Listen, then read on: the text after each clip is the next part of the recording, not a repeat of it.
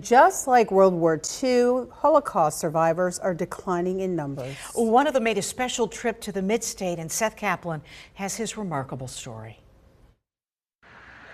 Harrisburg's Temple Ohev Shalom. Inside, Sammy Steigman, who was in a Nazi concentration camp. Obviously, I could not have the skills or the strength to work. No skills or strength to work because he was only a year and a half old. Babies were useless to Nazis as prisoners, so they killed most of them right away, which is why you rarely meet a Holocaust survivor as relatively young as Sammy Steigman, who is 84 years old.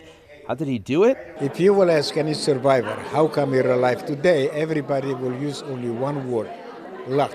In Sammy's case, several kinds of luck. I was never separated from my parents. We were deported by the Romanians, not by the Germans. Still, why didn't the Nazis kill him once he got to a concentration camp? Well, here's how relative the idea of luck is for a Holocaust survivor. So I was subjected to medical experiments, and I feel them every single second of my life, and I will feel them for the rest of my life. Better than what most people his age faced. And on this dreary day, a remarkably sunny person considering it all. I am not what happened to me.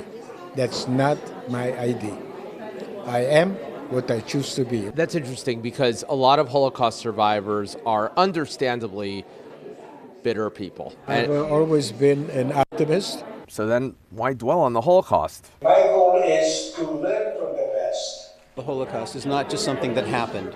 It's something that happens. Rabbi Mark Klein. Hatred of the other is probably more virulent today than it's been in a long time.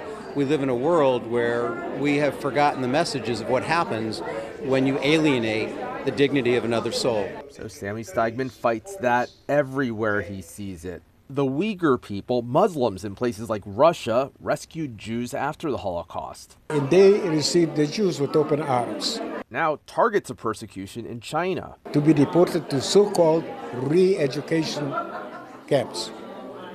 Believe me, I lived in a communist country. It has nothing to do with education. And one time I was at their national rally in Washington, D.C., and I told them nothing will be accomplished if you are convincing the United States to call what's happening in China genocide.